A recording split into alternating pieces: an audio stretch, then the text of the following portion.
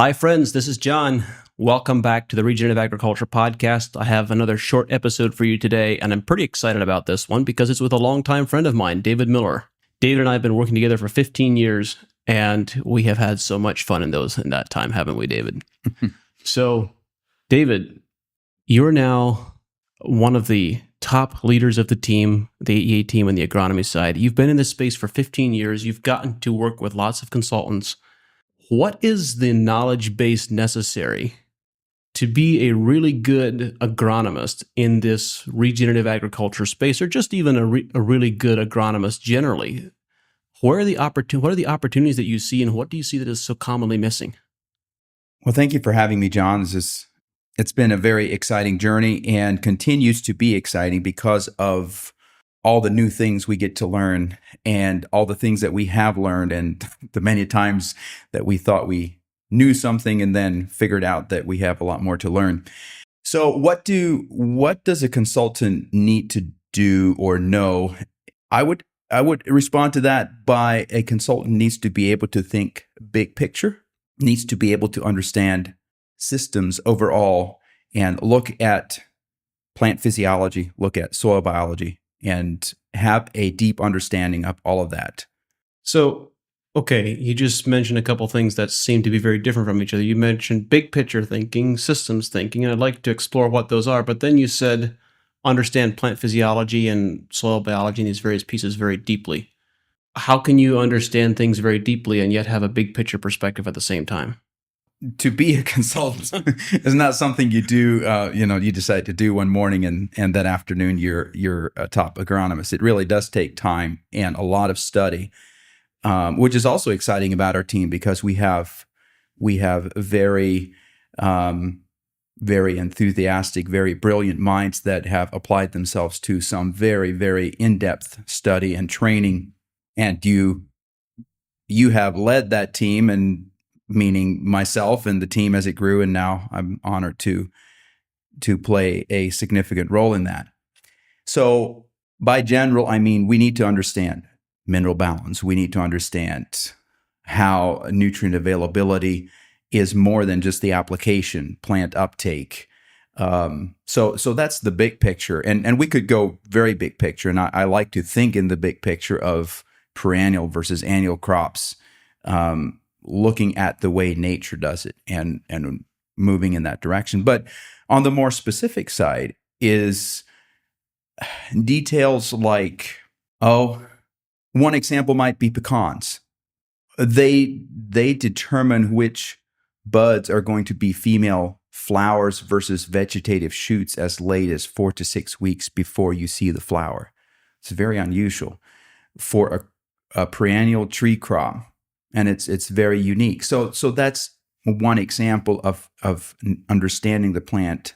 The other thing, when I think of specifics, is take cotton, for example. And we've been diving with the on-farm research that we're developing and building. We've really been focusing on cotton. In fact, we have the mantra that every year can be a cotton year because cotton growers have this feel that, or their experience is that some years are cotton years, some years are not. And so we're really exploring and so diving specifically into a cotton plant physiology, understanding when the number of locks are determined, when the number of seeds per lock, and what initiates the fiber, and what determines fiber length, and what are the stressors that would reduce the fiber length, or what would increase the mic, and how is all of that measured, and what are the inputs that are commonly used, and how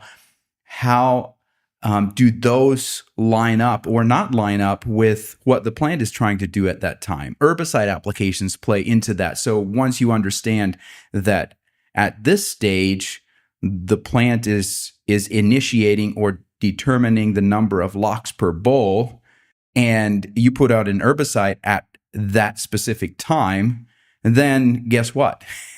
You've just knocked your yield. Or you put out a nitrate application and then follow it with a PIX application. And if those aren't timed just right, you'll lose a lot of bolls. In fact, many growers have just become used to that. Like, we lose 30% of our potential fruiting positions.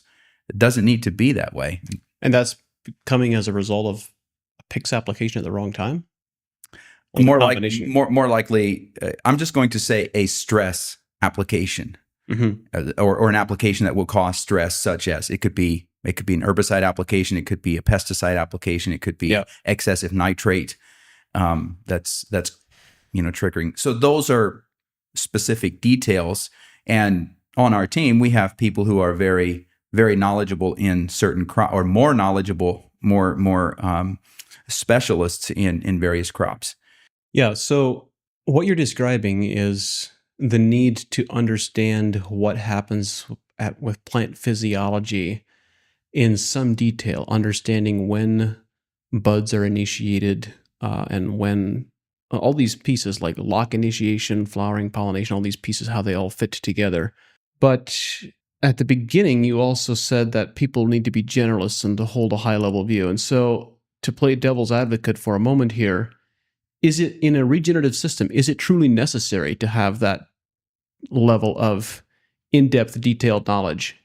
Couldn't you just more broadly address the foundational pieces of building soil organic matter, incorporating cover crops, incorporating livestock, and balancing soil mineral profiles and so forth? And don't all those things tend to take care of themselves when you just address the foundational pieces? Yeah, you're the devil's advocate. Yeah, of course they will. But do you have the time? And are you able to actually replicate the natural system? Are you able to have the level of diversity on your farm to support the whole system, bringing enough carbon, having enough gas exchange? The answer is yes. And I really think that farmers and agronomists need to be thinking in that holistic manner. We need to, as a society, as a people, we have to consider our short-term investments, the long-term, like where are we going? Which direction are we headed? So definitely, I think we need to consider that. We need to consider, where can we implement livestock? Where could we have perennial crops again? That's one of the things I see. We go, field border to field border, and there's no trees where there used to be lots of trees. Trees used to grow on the irrigation ditches, and now they don't. And growers don't understand why it doesn't rain like it used to rain. Well, there's so many big picture things. The reason we need to be specific is because we have to be profitable. We have to grow a crop. We don't have ideal conditions. We have a degraded soil. There's biodiversity that's been I don't even know that I could come up with the right adjective to describe how degraded the soils are in most of the agriculture region. And so to restore that, we need to be able to understand where we can have the greatest impact with the least amount of input, where we can stop doing things and not risk potential revenue. And so it's about maximizing the return on investment. It's about understanding, what can I stop doing that's not going to create an exponential risk, and what can I start doing at the specific time, right? So if you can delay an herbicide application by 2 weeks and get to the other side of, say, pollination, if you're talking citrus, right? Don't put out an herbicide application on citrus right during peak bloom, because that's when your spray crew's there. It's that level of timing or it's because of those timing factors, that understanding what the plant is doing at that specific time, that will have exponential benefits to the grower. So I think what I hear you describing is that when you have this deep knowledge around the crop plant's physiology, that gives you a much deeper and a better understanding of what you can safely remove, what inputs you can remove, what inputs must be removed in order to reduce negatives and to reduce negative pressure in the system, and where you can position influence in order to have, where you can position products and applications in order to have a yield response. That gives you a much deeper and a better understanding of what you can safely remove, what inputs you can remove, what inputs must be removed in order to reduce negatives and to reduce negative pressure in the system, and where you can position influence in order to have, where you can position products and applications in order to have a yield response. Yes, exactly. And I'm just going to use the example of pecans. I did a presentation on this a couple years ago, where pecan growers typically they will turn off the water towards the end of the season. They'll head out. Well, what we found is that during that time, the plant is dropped in potassium, and therefore it didn't have enough potassium to maximize the fruit load, or even if it didn't have enough potassium to translocate sugars to the roots, and therefore the whole carbohydrates level that the plant ended up with going into dormancy affected the carbohydrate level the next spring, which determines how many female flowers you're going to have, which determines the fruit load. So if you have biennial bearing, don't turn off the water, don't limit the potassium at that time. That's when you really need potassium. That's when you really need to be on your game, because your next season crop is being determined at that point based on the carbohydrate level. So yes, exactly. It's the better you understand how any given application or it might even be a cultivation can affect the response for the plant. You can then time it accordingly to have it work in your favor instead of against you. This is one of the pieces that I find interesting. And it's interesting about our business approach at Advancing Eco-Agriculture. We started as a consulting company. Then we shifted to being a specialty plant nutrition products and microbiome products company. And that's for a long time how we've paid our bills and we've kept the lights on. But yet when we have conversations with our growers about what it is they really enjoy about working with us, it's about the depth of consulting knowledge that they get. It's not about the products. It's about the consulting, because understanding these cultural management practices, like how to manage irrigation timing and how to manage specific pruning timing and so forth, all of that is deep knowledge that comes along with it. You're absolutely right. This is an inherent part. We have to understand these pieces deeply and well in order to transition to a model that is friendlier to the soil and to the ecosystem. Yeah, and reflecting back on how we used to be a consulting company, I mean, that's what you started. And when I first got to know you, you were just at the development stages of the product. I remember sitting on my porch swing, and you had a notepad and you were writing down names of products and how they were going to work, and whether you had some of the products that were already to go, but you were developing others.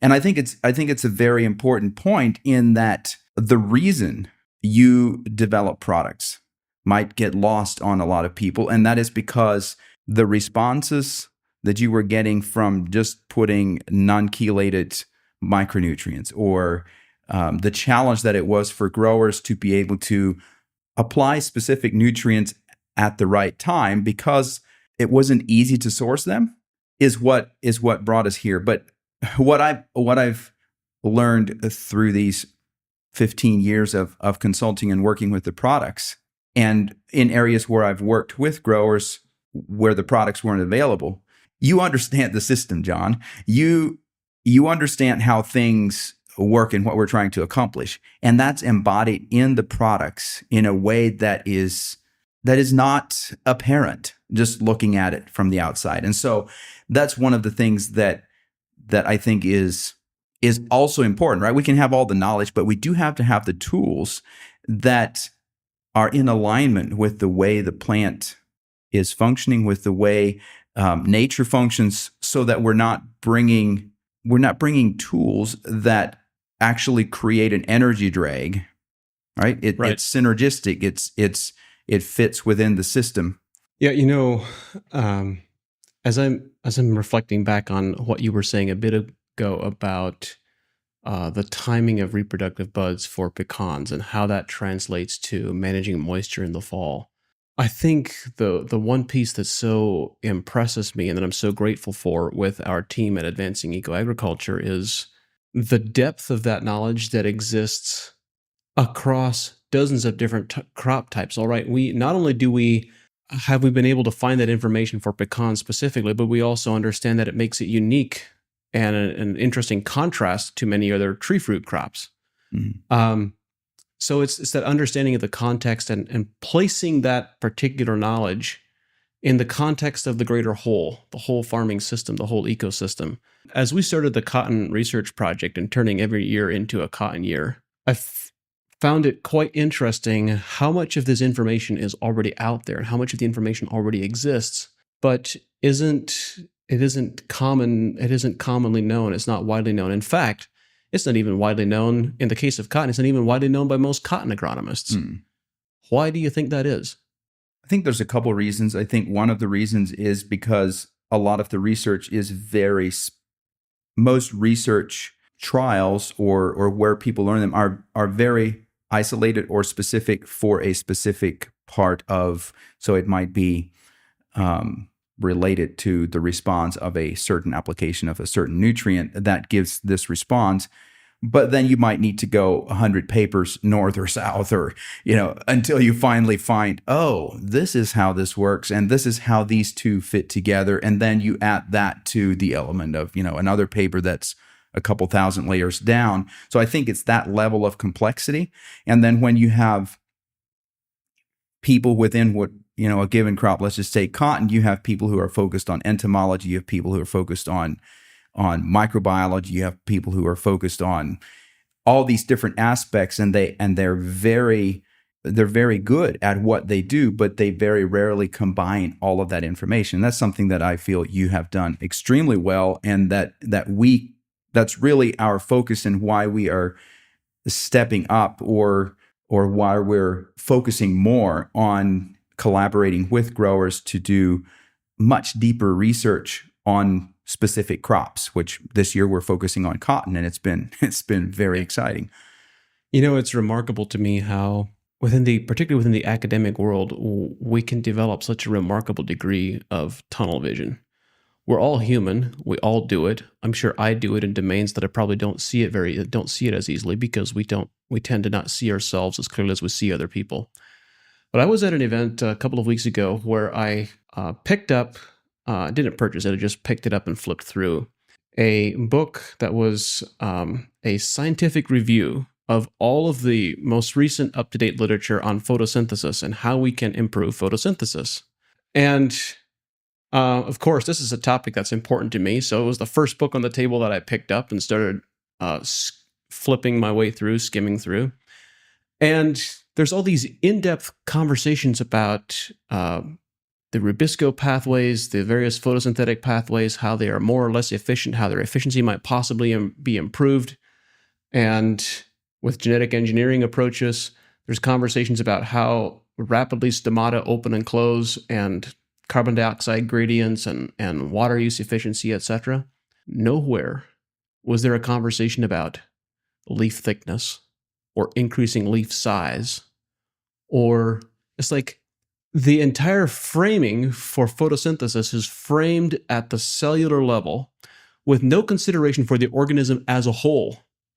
And I think that captures in a microcosm what you are describing. You're describing exactly the same thing from a consulting perspective, is that we have, and also from a science and research perspective for these specific crops, is that we have this very deep domain knowledge in specific places that completely loses sight of the whole that it's supposed to be operating in. Mm-hmm. Yeah, exactly.